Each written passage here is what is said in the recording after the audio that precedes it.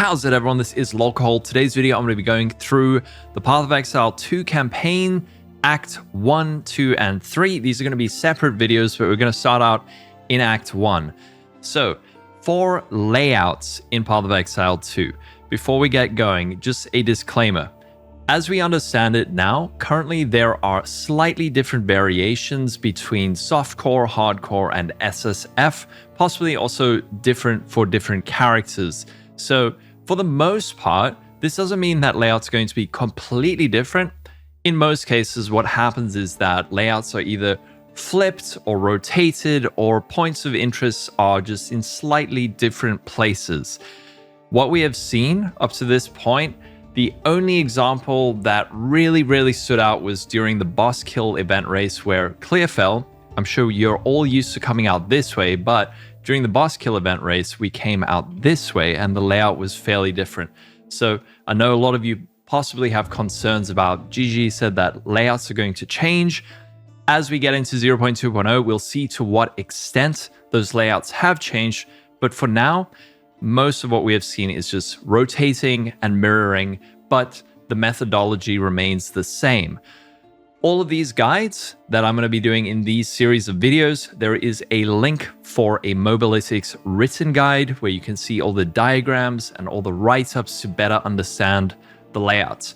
But with that out of the way, let's hop into our first area, Clearfell. Now, Clearfell has a very set layout. From the start of this area, we have 3 major points of interest. So the first one is going to be this mysterious campsite.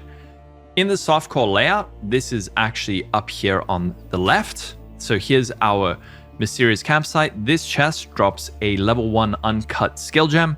And then pretty much directly opposite that, we have the mud burrow. In here, we can kill the devourer, and that will give us a level 2 uncut skill gem and a support gem. And then up this way, we have Bayra. Slaying Bayra on league start will give you plus 10 to cold resistance. So this is one that's absolutely worth doing. Some people will even stay back and farm her for a while to get some rare items and gold and possibly even some uniques. But from here, over here, we have the Grelwood entrance. So this is what we have seen so far in softcore. In the boss kill event race, where this was different, let me just explain what this looked like. So we came out from at this angle, in fact, and then the layout, instead of being this way, it was in fact laid out that way.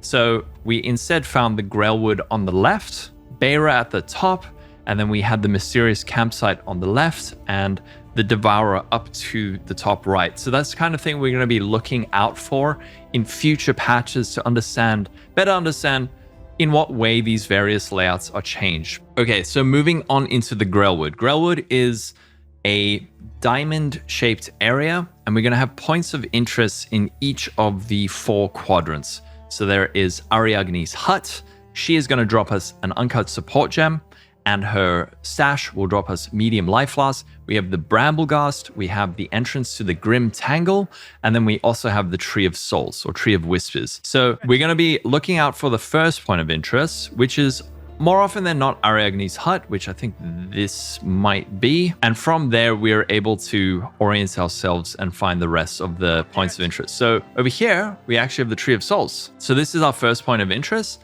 This, I assume, is probably the rightmost point of interest. So if we go up, we should find another one over here, Ariadne's hut, like I said, and we get those flasks from that. Slaying her, like I said, gives us that uncut support gem. So we've got this. This is actually a bit of an unusual layout, but it should still follow the pattern. So here we have the entrance to the Grim Tangle. On league start, I recommend going in, grabbing the waypoints so you can come back later. So we have 1, 2, 3. I assume the Brambleghast is going to be just over here. And yes, there he is.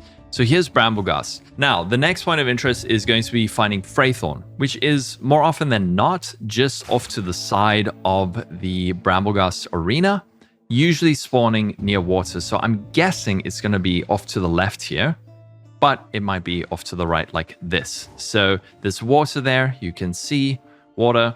This is generally how you run the Grelwood. Even if you get a fairly unusual layout, more often than not, I've spawned on the left and then come around like 1, 2, 3, 4, and then we've got the Red Vale down here. But in this case, it still follows the pattern, even though the layout is different. Now, moving on to the Red Vale. Currently, there is not really an easy way to understand this area. People have done research, and if you want, you can read a 27-page document on the Red Vale.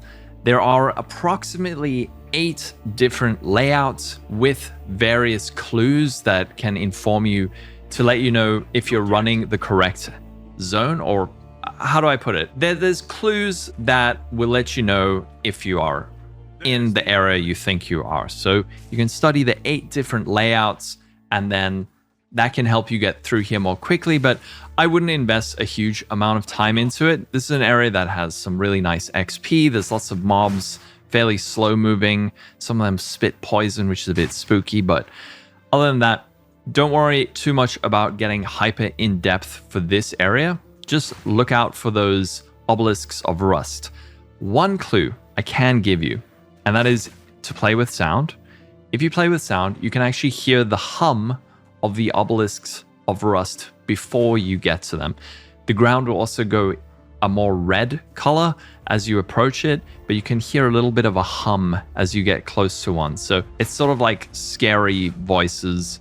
You probably won't hear it in the video because my sound is turned down, but this area, just either be fine with feeling like you don't know exactly where to go and get some nice experience along the way, or I don't know, invest a couple of hours into learning all of the Red Vale layouts. So let's just find this last one, slay this guy, and then from here, what you should do is TP back to town, and then we would go from here, pop back to the Grelwood, and then open up the way with Una to go to the Grim Tangle.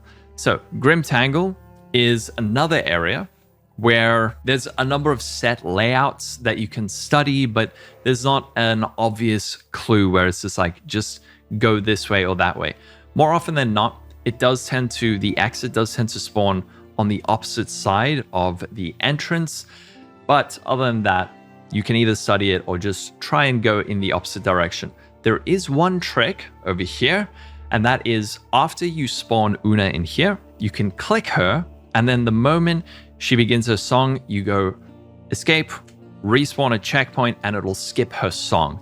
That way you don't have to stand there and wait while she sings her song. So for this area, I'm just thinking kind of go straight across. There will be twists and turns along the way, but for the most part, it should be fairly straightforward. There's also a boss in this area called the Rotten Druid that you can slay for an uncut support gem. So if you do need those extra support gems, you can fight this guy for that, but just heading in the opposite direction. And like I said, that thought process of just go to the opposite side generally does help for getting through this area. So if you want to study it, you can join the Campaign Codex Discord and read all the articles on these various zones. And then from here, unfortunately, another zone that we don't have a huge amount of information on, but we are exploring, but that is Cemetery of the Eternals. For this area, just run the outside edge, and what we're looking for are Tomb of the Consort and Tomb of the Praetor. And then there's also an environmental thing that drops a ring that we can grab, which can be very useful. If you're playing an attack-based build on League Start, you can get an iron ring from that sarcophagus. I'm sure we will find it fairly easily. A lot of the points of interest are preceded by a checkpoint. So you'll know you've found it when you get to that checkpoint. So the first point of interest here, we've got Tomb of the Consort. I recommend, instead of just running straight into the first one you find, what you rather do is go and collect the other checkpoints, unless you feel like you have really good gear and you are well leveled. Here we have Mausoleum of the Praetor, and then we're going to head over, keep running the outside edge, and see if we can find that sarcophagus for the ring. There's a chance it has despawned. No, there it is. All right, so here is that chest. We click that sarcophagus. If it's the first time you click it, you get a ring with a chance to be an iron ring. So from here, Again, we're going into Tomb of the Consort. For these two areas, Tomb of the Consort, currently no obvious clues as to the layout. However, Mausoleum of the Praetor, there is a bit of a clue. So let's look at that. So for this area, more often than not, the boss room spawns fairly far away from the entrance. And there is one clue that you can use to identify the boss arena tile more easily. So the boss arena, it has a very distinctive, what I describe as a ribbed edging. So like a bumpy edge that is very unique to that tile. And that can help you identify it. So when I'm running this zone, I'm kind of just running along the outside edge and fishing for that boss tile edge. So we can see, okay, there it is not. It could be further up that way, but I'm thinking more likely it's going to be down this way because the area feels like it opens up this way. There we go. So I can see this is the boss tile. This little bumpy ridge over here, as you can see, it goes like bump, bump, bump. When we fully explore, you will see the boss tile more clearly. But that is a dead giveaway that we have found the boss room. So bump, bump, bump, bump, bump. And then we just have to head around. So going this way and up here, sometimes it's going to be blocked off in an annoying way. But often if you see that, then you know, all right, you've got a point that you are running toward. And there you go. Here is our boss room for Draven. After slaying Draven, what you can do is you can head back to town and then take the waypoint from town to the cemetery. So we go to Cemetery of the Eternals. And now there is another little speedrunny tip. And that is after you open these gates, you can run and just activate this checkpoint. And then immediately after doing that, respawn a checkpoint. What this does is it skips Lachlann's long dialogue. So before you can actually fight this boss, he has a very, very long dialogue section where you have to stand there and wait. If you instead do that, where you just respawn a checkpoint, it will skip that. But you first have to open this gate to make sure that you have triggered his change into a monster. Now, moving on, we're moving into Hunting Grounds. Hunting Grounds is a very, very easy layout. All points of interest are going to be found by running the outside edge of the area. So the main one we are looking for is Freythorn. So here is Freythorn. You normally know you have found it when you find this long edge like this canyony looking area. But then there's also going to be Ogham Farmlands. So Ogham Farmlands, just keep running the outside edge and find all those points of interest. There is also a Dryadic ritual that you can do in this area where you slay a monster and it drops an uncut support gem. But here is Ogham Farmlands. And then the other very, very important point of interest is going to be the Crowbell. Slaying the Crowbell gives you +2 weapon set skill points. Here is this Spriggan, I think. Kill him. First time you kill him, you'll get an uncut support gem. But just following this outside edge until you find everything that you need. There is a clue to let you know if you are close to the boss, and that is his boss arena tile. So you'll know you've found it when you see a little pit. It has a fairly distinctive look on the minimap. I don't believe it'll be here. I think this is, yeah, dead end. But I'm just running the outside edge just to show you that you will find everything you need this way. I'm guessing it's going to be more in the corner. So what we could do is respawn a checkpoint. Aha! Actually, it's over here. So you can see I found the boss room because there is this arena. Fighting the Crowbell, the final phase will be fought in this arena. So once you found this, you know, okay, cool. Crowbell is just up here. And then you can go in there, fight him, clear that. From here, there are a couple of routes you can take. I recommend first going to Ogham Farmland because in there we can collect another 2 weapon set skill points. Another thing in Hunting Grounds, there is a ritual encounter that you can do. Clearing that will give you an uncut skill gem level 4 that you can use if you really need additional skill gems that you can find somewhere in the middle of this area. But if you don't want that, just run the outside edge and collect all these points of interest. Now, if you feel that you are not a quick player, these instances, every area that you open up it will be open for a certain period of time before you lose that instance, in which case you would have to go back there and rediscover everything. If you don't feel like you're a fast player, you could go into Freythorn, collect the waypoint, and then come out and go whichever direction you want. If you are confident about your speed, you can instead proceed to Ogham Farmlands. Now, this area, Ogham Farmlands, has a fairly set layout with some very good visual clues to help us find what we need. In this area, the primary thing we are looking for is Una's loot that we're going to find inside her house. And then from there, we need to get to the other side. So this area is laid out fairly linearly. So I know I'm coming in at this direction. I have to reverse everything. I'm coming in at this direction, which means that I know that the area is going to be primarily laid out in that same direction. It can, in the latter half of the area, open up and move a bit to the side one way or the other. But my primary thinking is I'm coming in from this direction, so I'm going to keep moving in this direction. Now let's see if we can find the clue for Una's hut.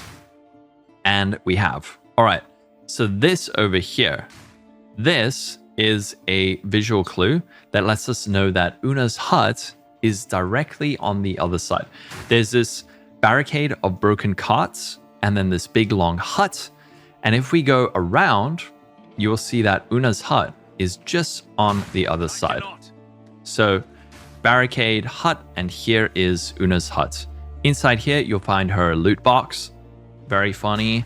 And in there, you'll find her loot, which you can use then to take to town and get +2 weapon sets skill points. But this tile is very important because it is a very, very obvious clue. When you see this hut and you see this barricade of carts, Una's hut's always going to be on the other side.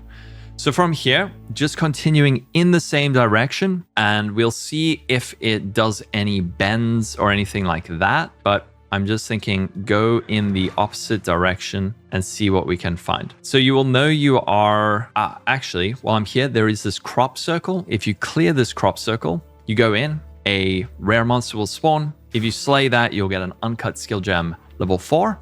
And then we have this tile over here. So I know this tile is part of a larger tile where it has 2 squares on either end connected by a pathway. And then it's a bit like an X with 2 squares on either end. So if you see this tile where there is this broken cart and it's just a square, and then there is this cobbled ground and all these corn, I guess this is some kind of wheaty thing, we go straight up and then to the left. So here and left, here's our checkpoint into Ogham Village. So I will just reveal this full tile so you can see what I was describing. But this tile here, so you can see there's this square, line, square, and then this cross. So if you see that tile, you know, okay, this is the exit tile, and we can head on to Ogham Village. But on Leaguesot, in reality, what you want to do is in fact grab this waypoint and then go from Hunting Grounds to Freythorn. So we'll do this checkpoint, Freythorn, over here. Freythorn, I don't know. This is probably my least favorite area in the game. I have no idea if there is any kind of clue as to how it is laid out. So just run it, find the rituals, and hope. I don't even think there's much to talk about, but it is important that you do it. One tip I can give you though is when you do these rituals, they have these checkpoints next to them. This area can be quite rippy. So what you can do is you can actually click this ritual altar, but don't trigger the checkpoint and fight the packs of monsters. If you feel like you're getting low and you're about to die, what you can do is just quickly dash over to that checkpoint and fill up your life. Other than that, just good luck. Hopefully you find the boss, which does have a tendency at least of spawning fairly opposite the entrance, but I wouldn't say it's reliably enough to say it's always like that. But it tends to spawn fairly opposite the entrance. Although if I were to look at this layout blind, I couldn't have said it was here. I might have said it was down here or here. So this area, good luck, and may Kitava have mercy upon you. Let's move on to an area that we do have more information on, and that is Ogham Village. So Ogham Village, this area, there are two things we need to do. Firstly, we need to slay the Executioner, and then after that, or before that, hopefully, we need to find Renly's tools, which will unlock the salvaging bench. For this area, it has a fairly static layout. Usually it might be rotated in one way or another, but generally hugging this right-hand wall will lead you in the correct direction. So we just hug this right-hand wall and it will lead us to the Executioner's arena. And there is a chance that we'll find Renly's tools along the way. I think in softcore, Renly's tools are always going to be along the way, but I will explain how to find them if you don't find them along here. So let's just keep going. That's a dead end. There are more efficient ways to run this, but just hugging that right-hand wall will lead you to success. So here is the Executioner boss fight. I'm actually glad we didn't find Renly's tools, because fairly often running this outside edge, you will find Renly's tools. You'll find a checkpoint which leads into a house where there's a rare pack of monsters and his toolbox. If you do not find it and you instead find this Executioner room first, what you can do is take this checkpoint and then we're going to go the other way and we're going to hug this outside wall. And we're going to follow this until you find a checkpoint which will lead you to Renly's tools. I'm unable. At least for me, I found that you can hear the sound of his tools before you get anywhere. Well, when you're fairly close, you will hear a bong that you would know, okay, I'm close to Renly's tools. I'm not actually sure if that's an in-game sound or if that is a filter sound. So if you don't have a filter, maybe check out Neversync's filter, and I think that will give you that audio cue that you need to hear this. So here is Renly's house, I suppose. There's a rare pack of mobs, and usually you would find his smithing tools on this table. Behind the table, there is a guaranteed rune drop from this chest. So we click that, we get a guaranteed rune drop, I think only from the first time you do it. So check that chest behind it, get that rune, and then from here, we're going to slay the Executioner, and then we're going to move on to the Ramparts. So let's just fight this dude. Bonk. Ogham deserves one So this guy will drop us an uncut skill gem level 5. No, an uncut support gem. And then you can free Latus. That is the lady who was strapped up. Save her. You'll get an uncut skill gem level 5 from saving her. At least in normal difficulty. Now, Manor Ramparts, this has a very, very readable set layout. It is laid out like a U shape where it goes down and then that way and then up. Or what we have seen in hardcore is that it goes instead more like a C shape, or the other way around where it goes this, there, and down. So from here, one direction you go, I will actually just demonstrate this. One direction you go will open up. The other direction will be a dead end. So I know this way is going to be a dead end. I'll show you. Here we go. Dead end over here. So this is a dead end. Because this is a dead end, I know that this is going to be a U shape. So it's going to go down and then across and up to the left and then up and to the right. So let's just run through this over here. So we're just following that pattern of the U shape. It's going to open to the left now. And then this will open to the right. And then going straight up here, we will find the entrance to Ogham Manor. There is one other point of interest that I want to discuss, but let's just show you first. We're going to find Ogham Manor just over here. We head up this way, and here we go. So there is Ogham Manor. From Ogham Manor, there is a point of interest known as the Gallows, where you can click a body, it'll fall down and give you an uncut support gem. That is usually to the left of the entrance to Ogham Manor. So I know it'll be over here. If this area is rotated, it might be off to the right instead. But let me just show you, the Gallows are just over here. So we can go here, get that checkpoint, click this body. I think I collected it already, but click that, and then you'll get an uncut support gem if you need it. So from here, we are moving on into Ogham Manor. Now, Ogham Manor has, again, fairly set layouts where it is going to be, picture it as two rectangles with a bridge separating them. So we got a rectangular-ish area, a bridge, a rectangular-ish area. So for this, we are going to be going up and to the right, like this. And on this first floor of Ogham Manor, there is an important point of interest that I will discuss, and that is Candlemass. So I know I'm going up and to the right. Here will be the bridge, and we're just going to keep going up this way. Now, Candlemass will spawn on this first floor in one of 3 places. So let me just explore this area a bit to show you where he can spawn. I'm just going to go down here. I don't actually think he will be here, but I just want to fully explore this so I can demonstrate. He's going to be up there. Yes. Alrighty. So here we get that checkpoint, and this is going to be for Candlemass. Candlemass is a boss that you can slay. He will give you a permanent 20 maximum life buff. And then from here, let me just fully explore this because I want to show you. Here we go. So here is the exit. So whenever you see stairs in this area, that means it is the way to the next floor down. If you see room, that is just a little side area. So let me just discuss Candlemass in this first zone, because we do need to slay him. That 20 life does matter. So Candlemass will spawn either here, or he has a spawn where he is more on this left-hand side wall, that one. So he'll spawn there. And then there is a very unusual spawn, but it is one that you do need to account for, where he actually spawns before this first bridge over here.